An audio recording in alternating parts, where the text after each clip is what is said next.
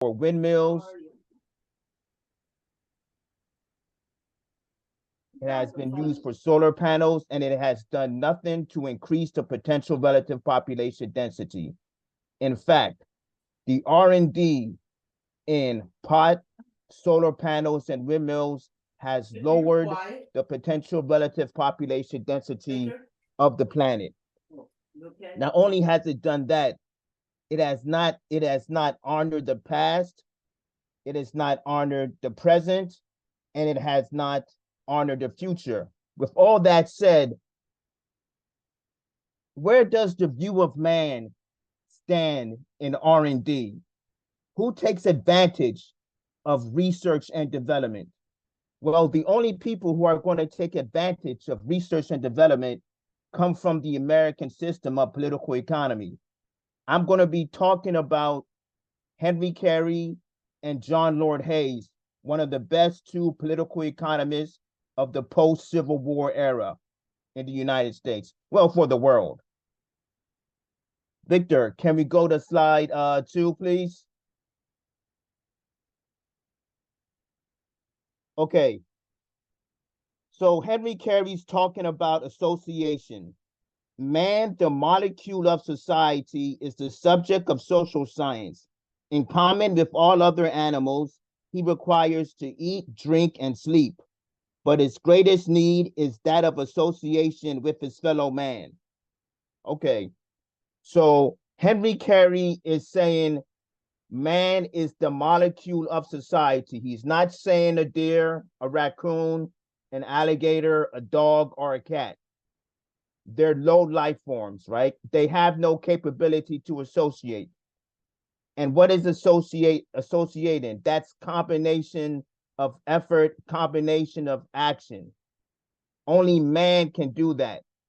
If you see a school of fish, or if you see on the floor of the stock market, at a football stadium, at a pop concert, at a nightclub, there's no association. The view of man is not resonating, right? So Henry Carey, as I said, is stating again that man is the molecule of society.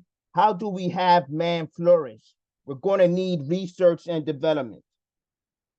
All right, you can go to slide number 3, Victor.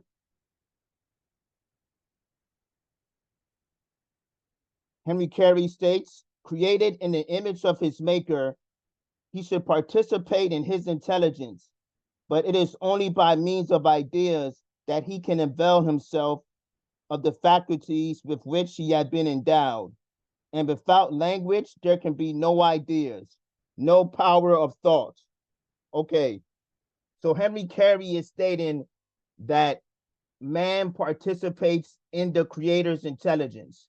I once asked Lyndon LaRouche, what does Carey mean when he says man participates in the creator's intelligence? He says creativity. Now, an animal doesn't have creativity. They are not the Lord of creations. That line that says man shall participate in the creator's intelligence, that stayed in a high view of man. And what is this intelligence? What is this intelligence? Well, in the 19th century, mankind made awesome, magnificent strides in the machine tool sector. The machine tool sector had agriculture and manufacturing flourish. Also commerce, right? So participating in the creator's intelligence is what mankind does, right? That's what he's been endowed with. That's his duty. That's not the duty of a lower life form.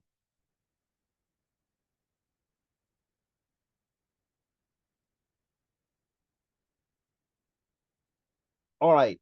So I asked this question: what school of political economy emphasizes ideas, and what brings about the ideas of power of thought? Well, if we take a look at the school of free trade, what type what type of thought do we see coming out of the School of Free Trade? We see war in the Middle East, with which they speak favorably of. We see war, we see a proxy war between NATO and Russia, in which they speak favorably of. We see the West adhering to the policy of, oh, we got to stop this climate crisis. Let's just take a look at this, right? What type of research and development has been applied towards climate change? Talk about a waste of human money.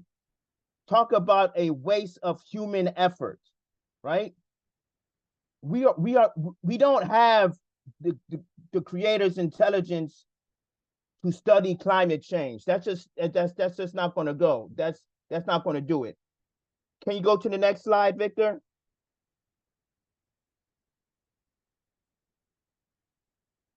Okay, whatever tends to the establishment of decentralization and to the production of local employment for time and talent tends to give value to land and to promote its division. Okay, well, people might want to know, what is decentralization? Decentralization is when you have agro-industrial centers saturated throughout the whole country. Centralization is when agro-industrial centers are not saturated throughout the whole country and they're very scarce, right? So if you're going to organize an economy, you're gonna have agro-industrial centers. Today you might want to call that industrial corridors, right? Okay, so the agro-industrial center, the industrial corridor, they're going to take advantage of technology. They're going to take advantage of research and development. The School of Free Trade is not going to do that. So if we take a look at decentralization, decentralization is not the product of private wealth. Decentralization wants to increase national wealth. Now, who wants to increase private wealth? We take a look at BlackRock, which has trillions of dollars of assets. But what is BlackRock good for an economy? Do people working for BlackRock want breakthroughs in fusion power? No. What type of R&D do they want? They probably support R&D in climate change, in stopping climate change, right? What type? There is no association in BlackRock. At a BlackRock board meeting, that's not association. You might as well just call that a school of fish, because there's no association, there's no individuality, there's no responsibility before God and your fellow man, and a capacity for progress. All right. Victor, you can go on to the next slide.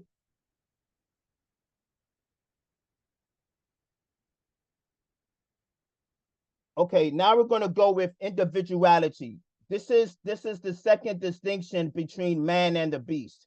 So Henry Carey states, but desiring to find their highest development, we must seek it in those places in which there exists the greatest demand for intellectual effort, those in which there is great variety of employment, those in which therefore the power of association most perfectly exists in towns and cities.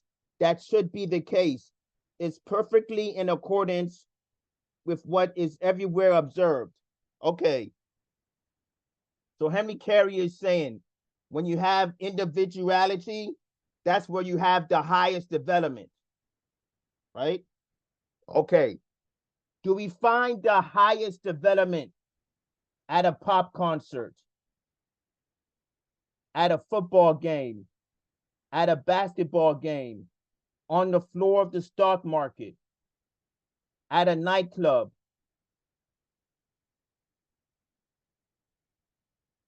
in the Senate, in the Congress? Do we actually see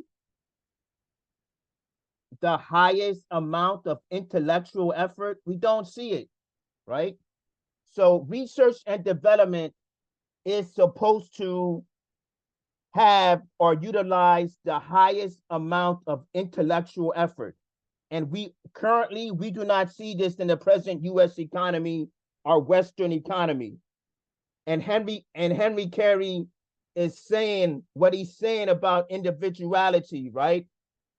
Is that individuality will spur diversity of employments. If we take a look at sub-Saharan Africa, what type of diversity of employment do we see there? We don't see decentralization, right?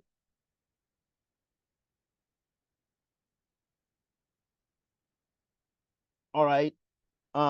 Individuality. Okay. So as I said, that's where you see the highest development and the highest intellectual effort. That's very important. Now, who is going to talk about organizing an economy on wanting to have association and individuality? There's two more, which I'll get through later. But association and individuality is something that the free trade school is never going to talk about.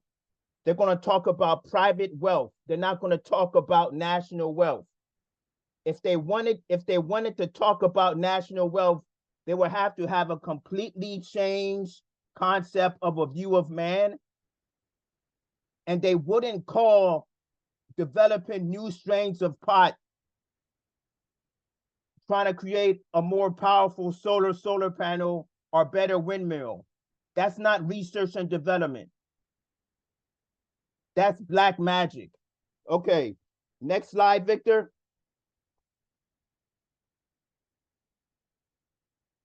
All right.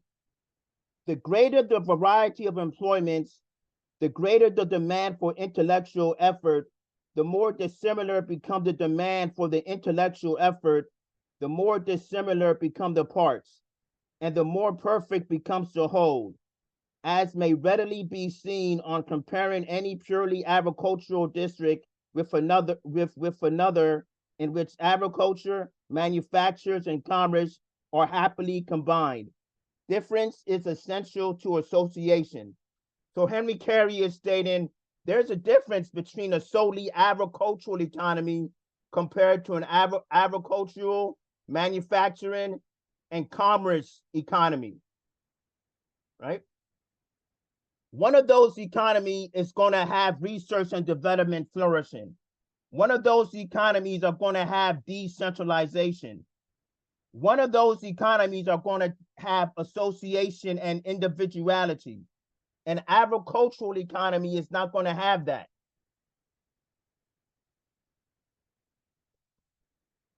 All right, I'm finished with segment one.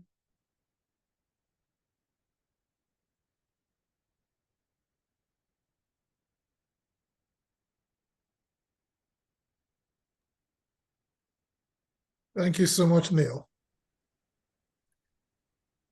So, as you can see,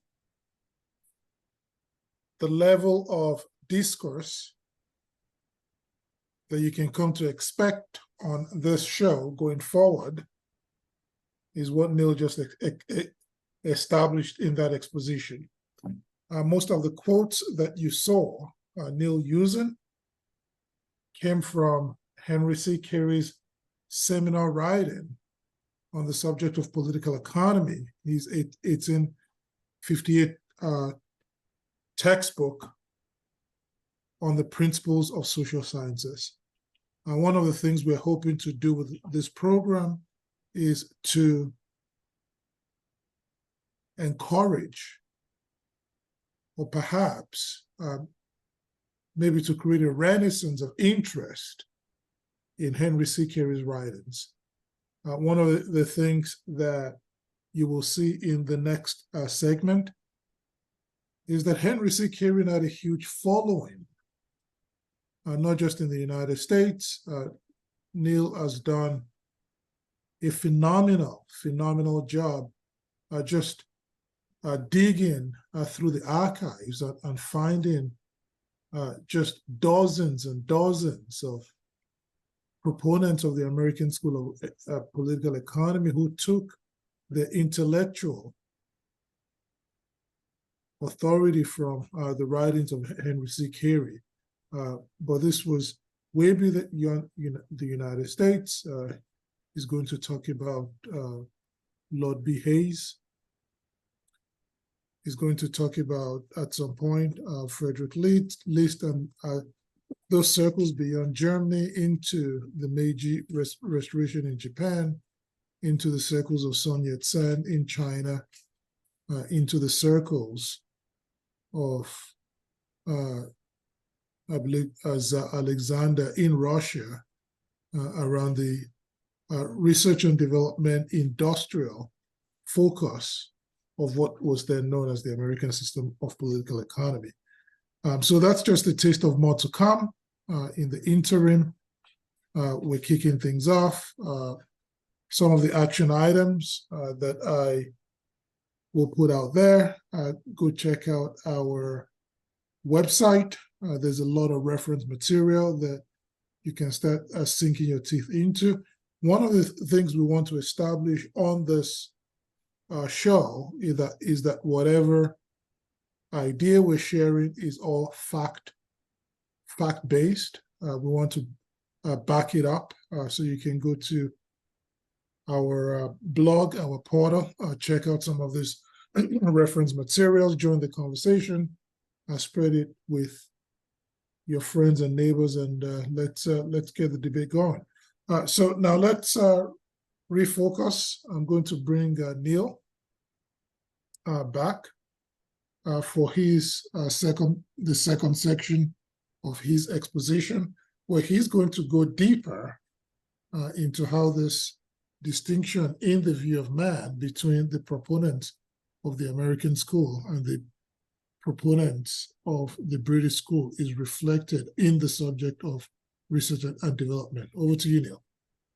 Okay, so the third distinction between man and the beast is responsibility before God and your fellow man.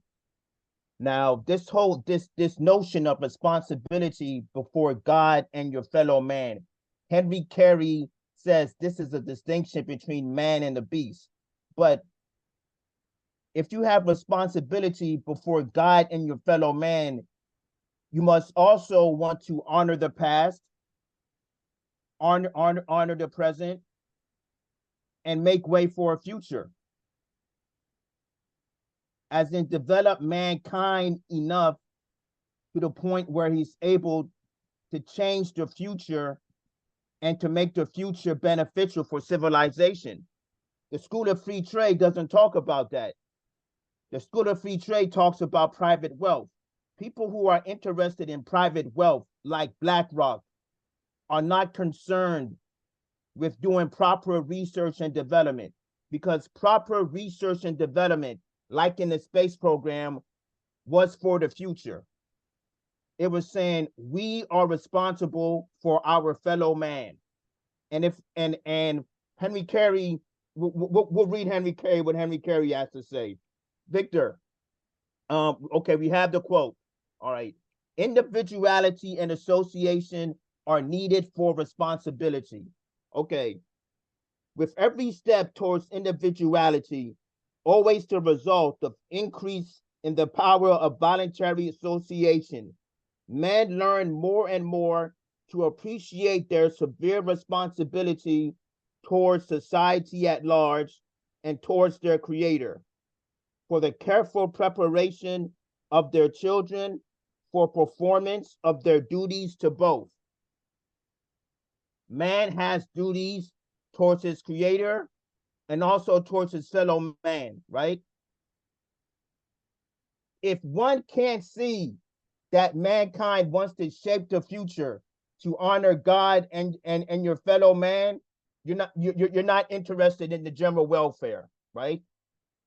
because the third distinction between man and the beast could have easily be called the general welfare, right?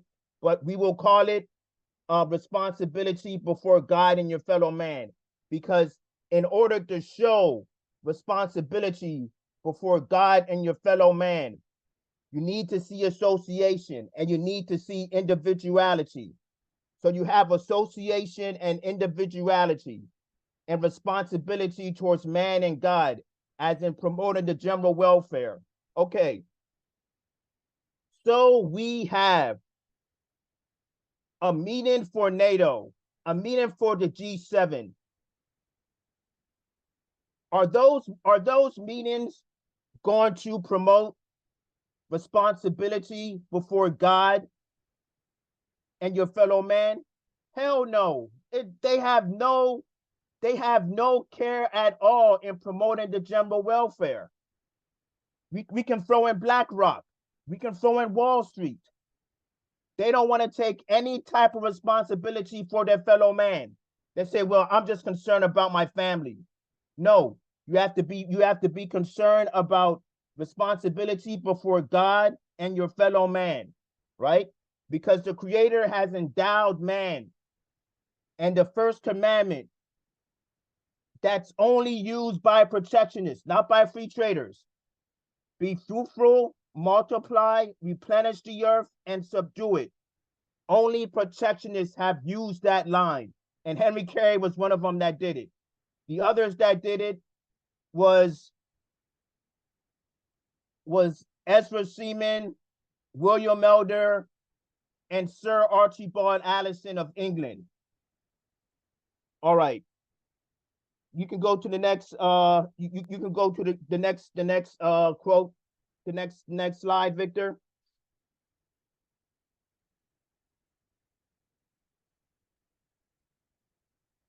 Okay. R&D is a responsible act, right?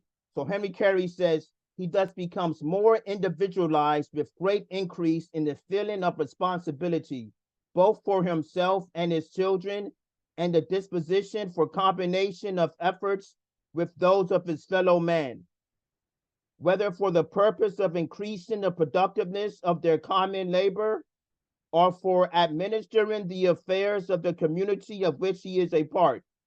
Okay, so Henry Carey is saying, okay, man, you're not just concerned about your children. You're concerned about combination of effort with your fellow man. Not only that, man wants to increase the productiveness of their common labor. Man wants to increase the productiveness of his common labor. Henry Carey is talking about increasing the productive powers of labor for all of mankind. Now, if we take a look at the G7 or NATO or BlackRock or the Democratic Party, the Republican Party, neoliberals, neoconservatives, they have no intention at all in increasing the productive powers of labor. They failed in being responsible towards God and their fellow man. But you have these people who think that they're responsible. They're not responsible. They want to talk about human rights.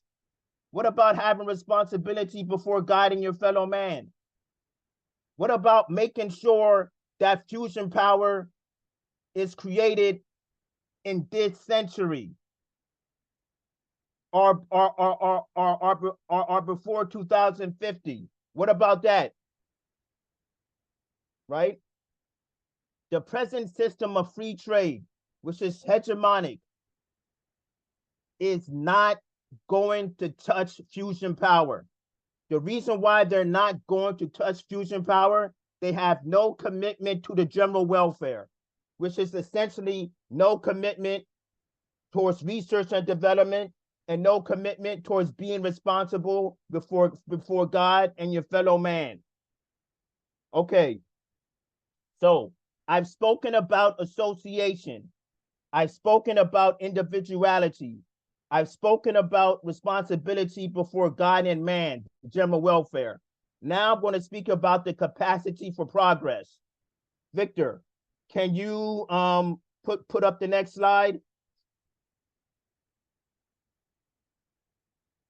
Okay, so it says animals do not develop, but humans can with R&D.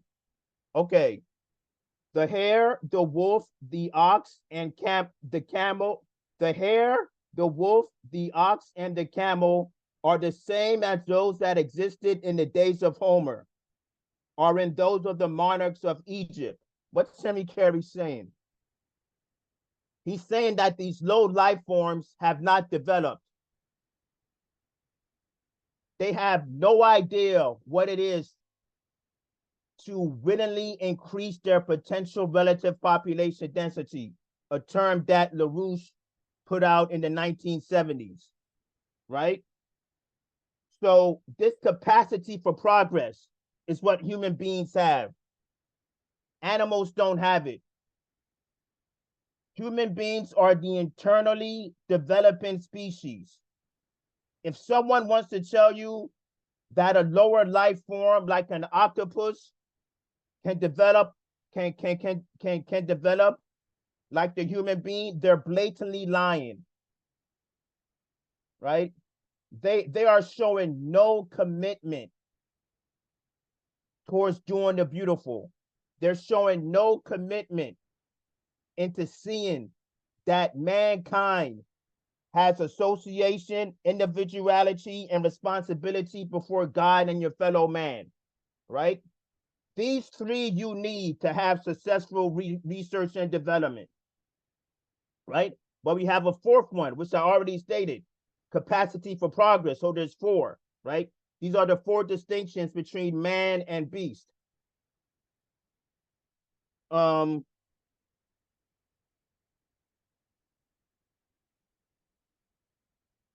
right.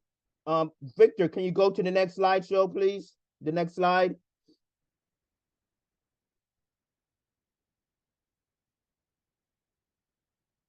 All right. This is Henry Carey. This is some philosophy for you, philosophy and science. To have motion, there must be heat. And the greater the latter, the more rapid will be the former. Okay, so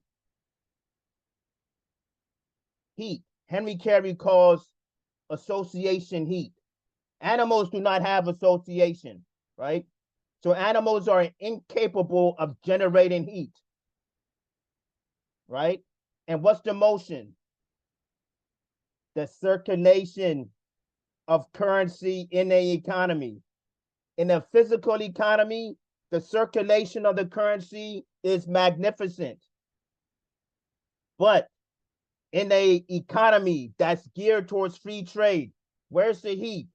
Well, they try creating heat with windmills and solar power.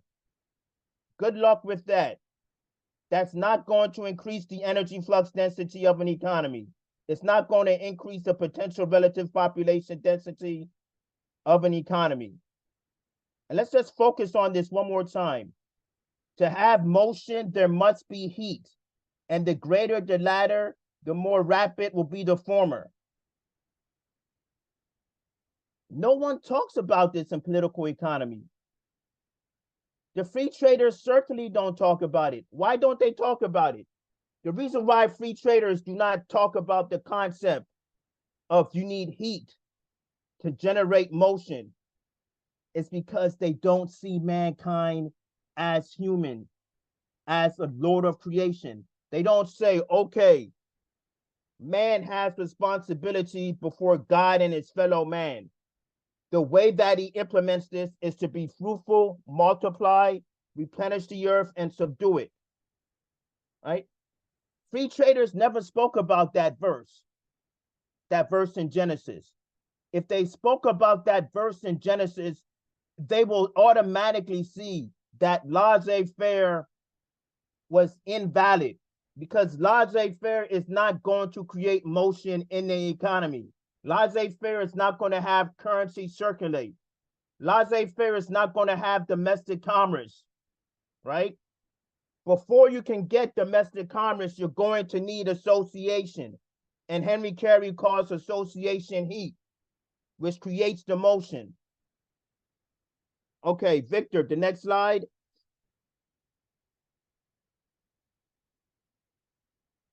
All right. This is the last slide of Henry Carey. And this is going to talk about what domestic commerce does, and an economy with domestic commerce progresses more than an economy that is a slaveocracy economy like the South. That consumption may follow closely on production, there must be association. And that such is the fact will be obvious to all who see how rapid is the spread of ideas in those countries in which agriculture, manufactures, and commerce are combined compared with that observed in those who are purely agricultural. Ireland, India, the West Indies, Turkey, Portugal, Brazil, and others. Nowhere, however, is the difference more strongly marked than in the northern states of the Union, as compared with the southern ones. Okay, so in order, you see domestic commerce where consumption and production follow one another. In free trade, the consumer is at a massive distance from the producer. That's what free trade wants. The American system of political economy is not about that. We want domestic commerce.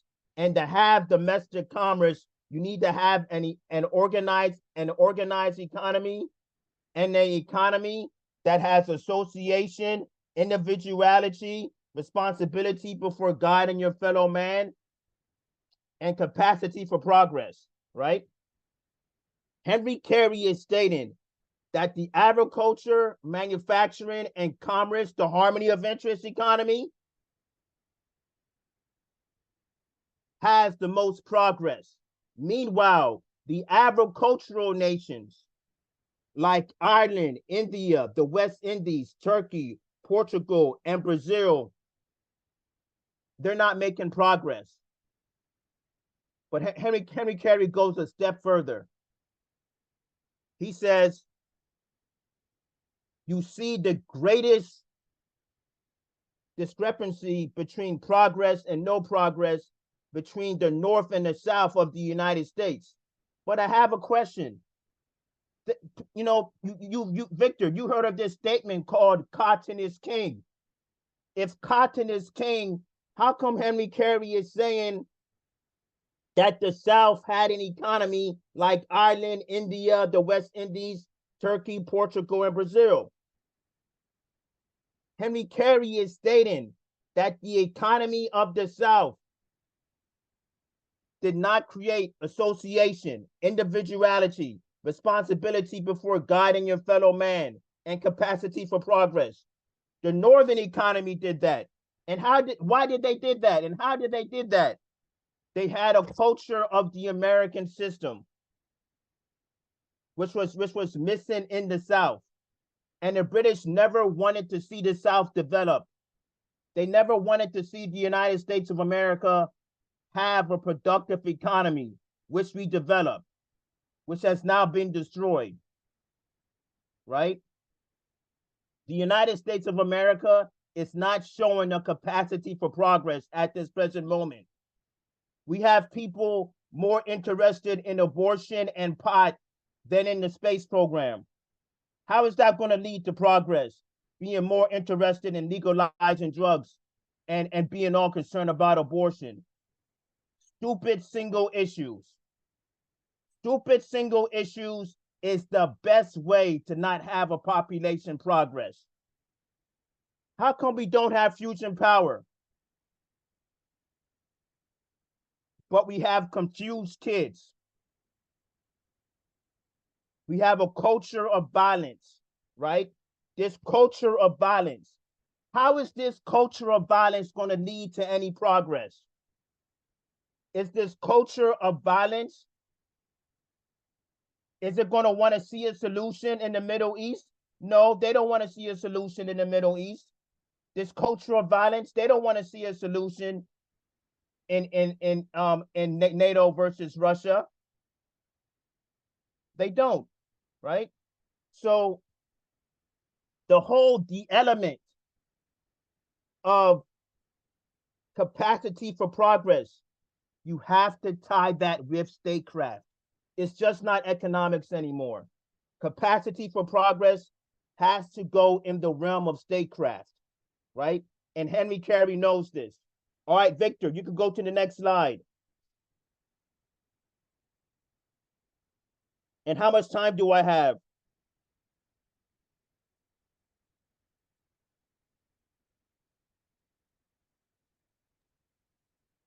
Neil, you have 5 more minutes. Okay, all right.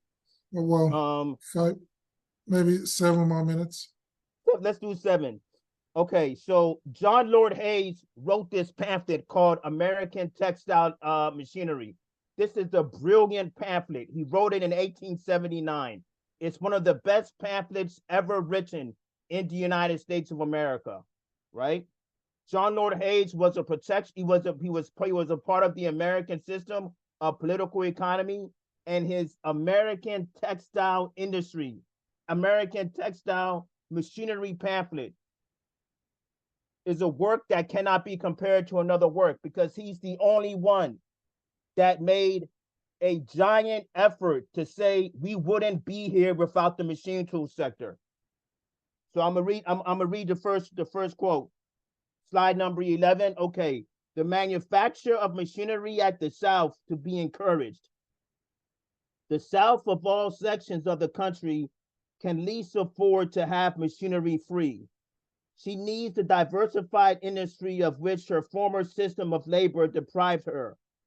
Even more than the factory, she needs the machine shop, the fruitful mother of diversified industries. So John Lord Hayes is saying the South needs machinery.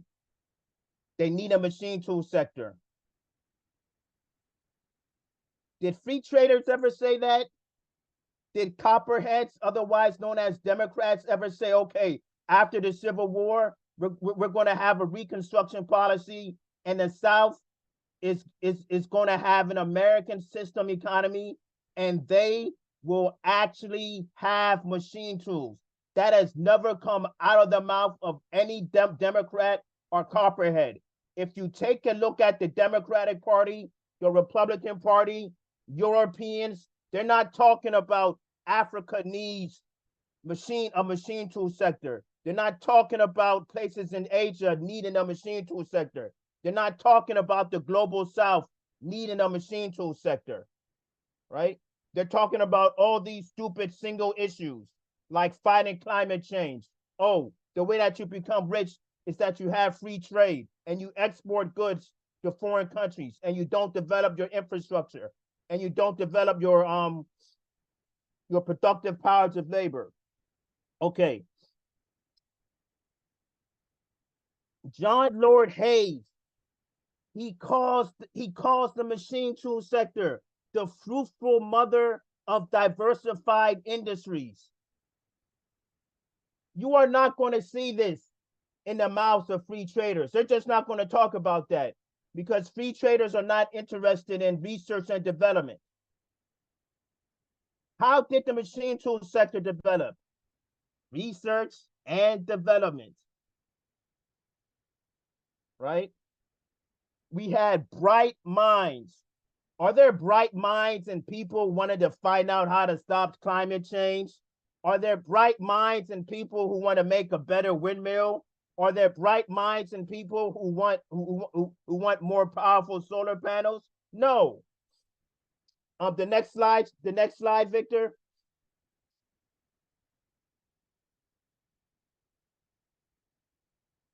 Let the South multiply her cotton factories, but let her have her own machine shops under or near them. Even at first, They are as humble as old repair shops of New England. Like them, they will expand into independent establishments and become nurseries of mechanics, schools of invention, and fountains of labor, saving, aid, and power. He said a whole lot, right? So he's saying, stating once again, the South needs the machine tool sector.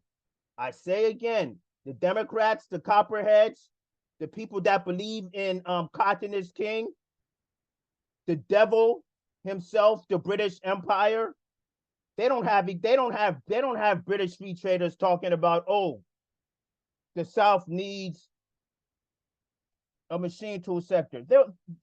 Those words will never come out of their mouth, right? And so John Lord Hayes, right? We become nurseries of mechanics. We're going to create mechanics down south. They want to transform the whole economy of the South with the machine tool sector. In another page of John Lord Hayes' American textile industry, American textile machinery, he is saying that the key towards industrial independence is the machine tool sector. There is no Democrat or no Republican in the United States of America that is ever going to say anything like this.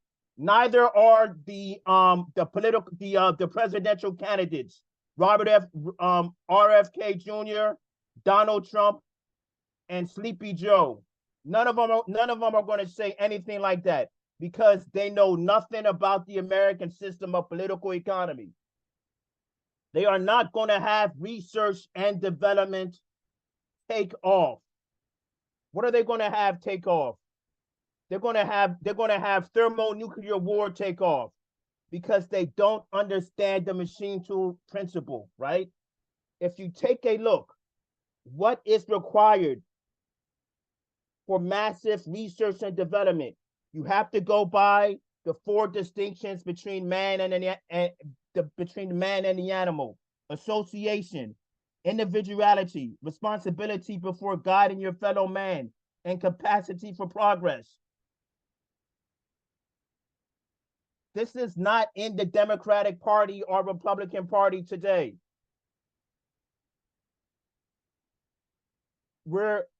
America is at a crossroads. Thermonuclear war is a threat in the world. The global North has to join the global South. They have to acknowledge, they have to see that Henry Carey, LaRouche, John Lord Hayes was right on what the third world needs and what the world needs. And that wraps up the presentation, Victor.